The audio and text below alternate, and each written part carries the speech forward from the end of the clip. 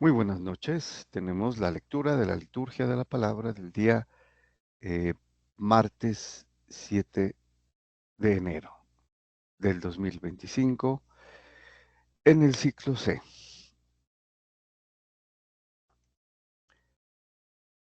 Compartimos entonces la pantalla de nuestro misal popular, martes 7 de enero. Celebramos a San Raimundo de Peñafort, presbítero. Bueno, contemporáneo de San Francisco de Asís, ¿no? Solo que San Raimundo vivió casi 100 años y San Francisco 44, ¿no? Bueno, pero nacieron el mismo año. Muy bien, vamos rápidamente a nuestra primera lectura. Continuamos con la primera carta del apóstol San Juan, capítulo cuarto, versículos del 7º al 10º. Bueno, entonces nos dice el apóstol San Juan. Queridos hermanos, amémonos unos a otros, ya que el amor es de Dios, y todo el que ama ha nacido de Dios y conoce a Dios.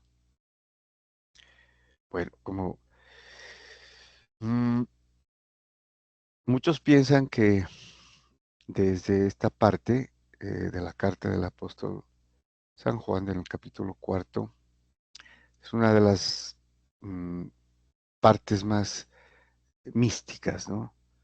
De epistolar, o sea, de las cartas y del Nuevo Testamento, ¿no? Tal vez, porque está dedicada a la esencia de Dios, al amor, ¿no? Entonces, iremos eh, despacio, ¿no? Tratando de hacer alguna observación eh, sobre el texto.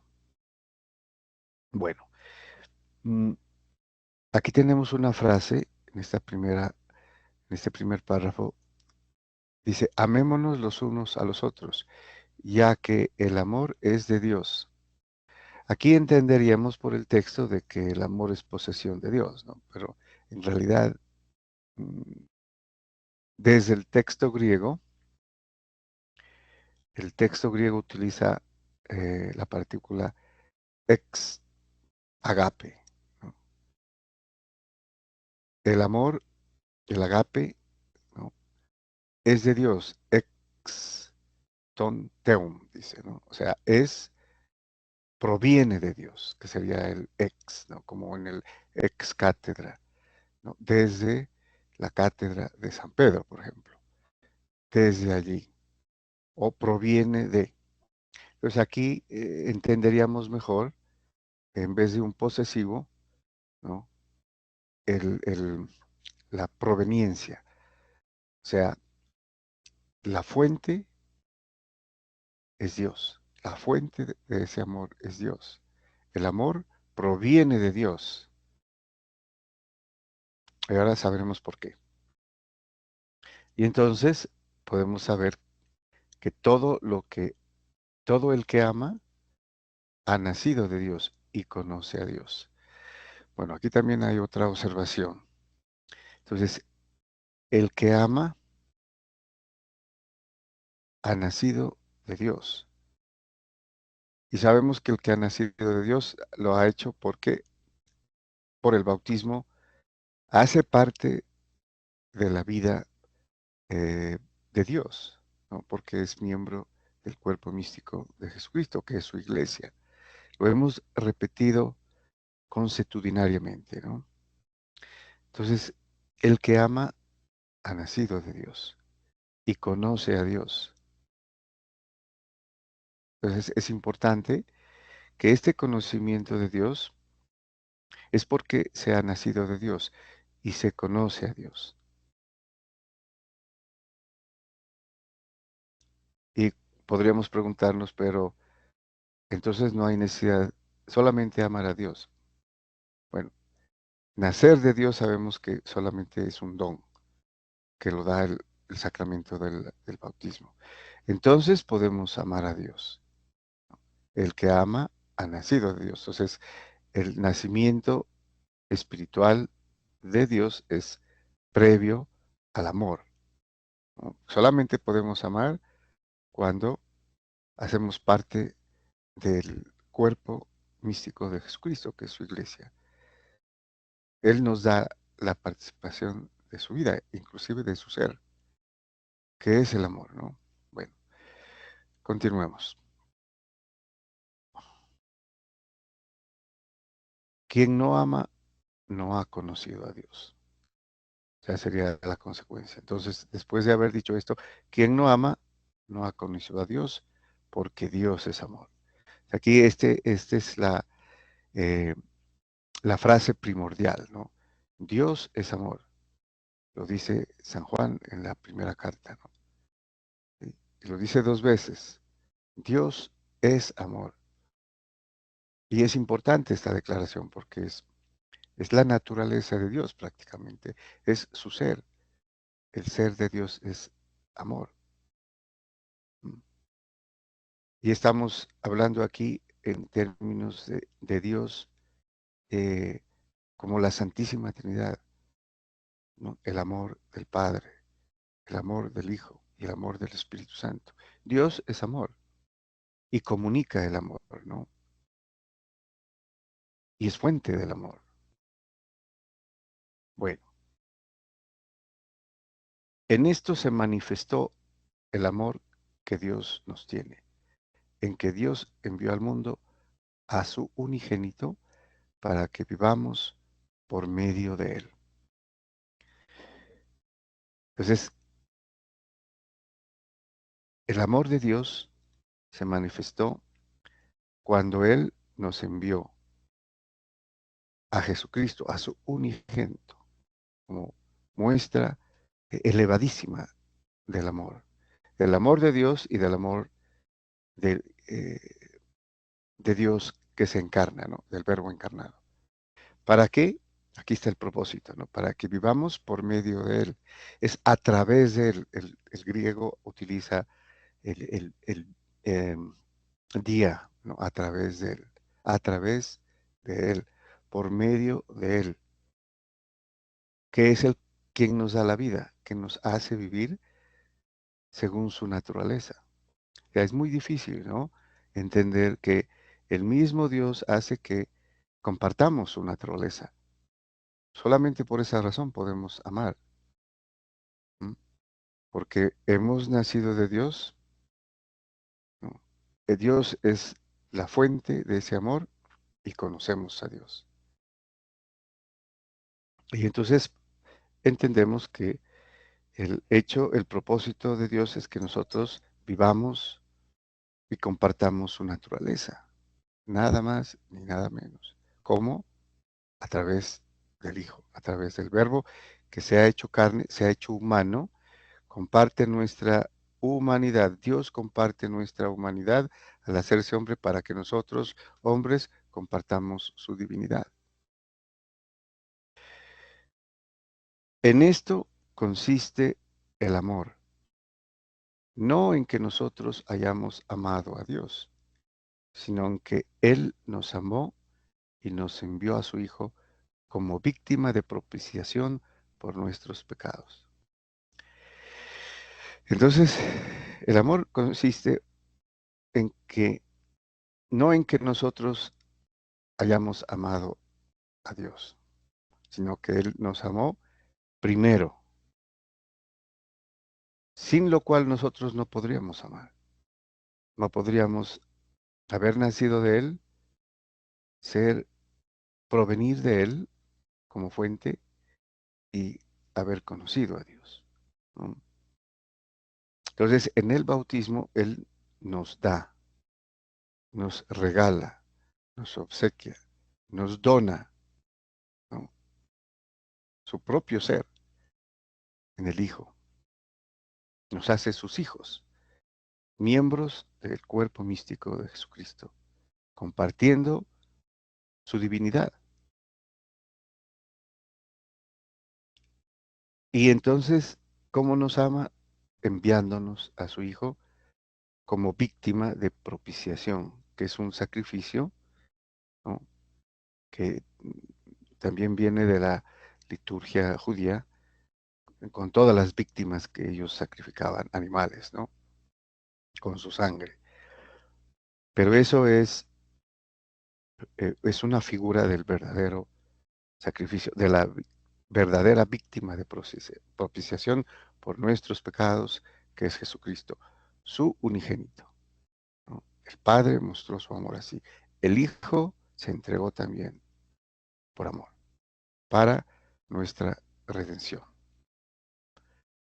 Bueno, vamos al Salmo. Tenemos el Salmo 71, que ya lo hemos tocado, cuyo responso es: se postrarán ante ti, Señor, todos los pueblos de la tierra. Entonces, es nada más evidente que esta declaración, eh, que es mesiánica, ¿no? Y que apuntaría, como lo habíamos dicho anteriormente, hasta lo escatológico. Entonces, este salmo, recordemos, es un salmo que se utilizaba como cántico cuando se iba a entronizar a un rey, ¿no? de los judíos, como por ejemplo con David, con Salomón y con todos los demás, ¿no? La gente en procesión cantaba. ¿Y qué pedía? Bueno, veamos lo que cantaban. Se dirigían a Dios, ¿no? Pidiendo por el rey. Dios mío, confía tu juicio al rey, tu justicia al hijo de reyes, para que rija a tu pueblo con justicia, a tus humildes con rectitud. O sea, pedían que el rey que estaban entronizando, que era el Mesías, porque Mesías es ungido, ¿no? Todos los reyes, los sacerdotes eran ungidos con óleo, y por eso también eran eh, figuras del verdadero Mesías, ¿no? A que apuntaba todo el Antiguo Testamento. Entonces pidan sabiduría, ¿no? Para que el rey o su rey, quien los va a gobernar, obre con justicia. Continúa el salmista. Aquí viene ya lo mesiánico escatológico, ¿no? Que los montes traigan paz y los collados justicia. Defienda a los humildes del pueblo, socorra a los hijos del pobre. En sus días florezca la justicia y la paz hasta que falte la luna. Domine de mar a mar, del gran río al confín de la tierra, ¿no? Entonces termina diciendo, eh, o dirigiéndose, o haciendo alusión al Rey eterno, cuando dice, hasta que falte la luna. Y recuerden los dos términos importantes, ¿no? En el reinado de quienes se entronizaban como reyes: la justicia y la paz, que es también atributo del reinado de Jesucristo, que es eterno, ¿no? Para siempre. Bueno, pasamos al Evangelio. Tenemos ahora el Evangelio según San Marcos en el capítulo 6, versículos del 34 al 44. Bueno, tenemos entonces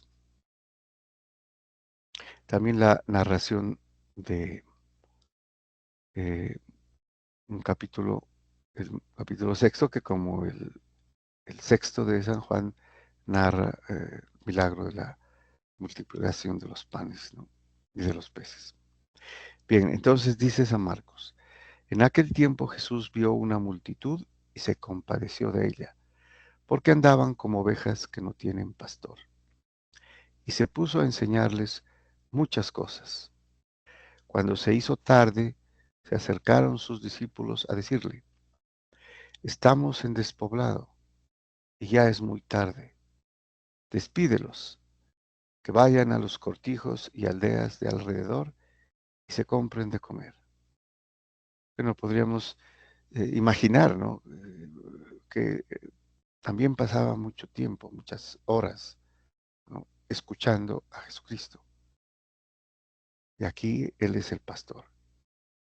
Los judíos consideraban a Dios como pastor también, ¿no?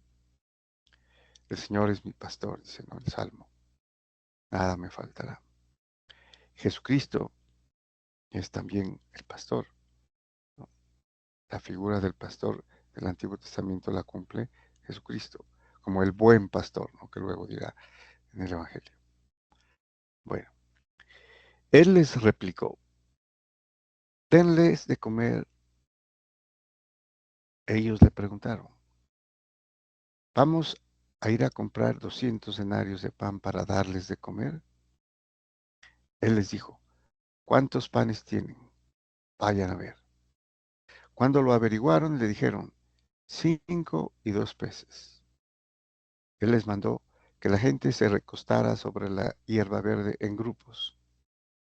Ellos se acomodaron por grupos de 100 y de 50, y tomando los 5 panes y los 2 peces, alzando la mirada al cielo, pronunció la bendición, partió los panes y se los iba dando a los discípulos para que se los sirvieran. Y repartió entre todos los 2 peces. Comieron todos y se saciaron y recogieron la sobra, 12 cestos de pan y de peces. Los que comieron eran 5,000 hombres.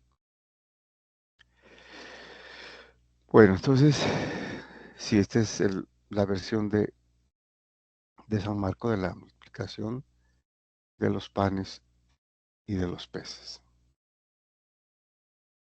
Bueno, interesante al final, ¿no? Los que comieron eran 5,000 hombres, pero aquí no dice que sin contar mujeres y niños, ¿no? Pero se asume que habían mujeres y niños, y entonces aumentaría prácticamente, ¿no? El número, posiblemente más del doble.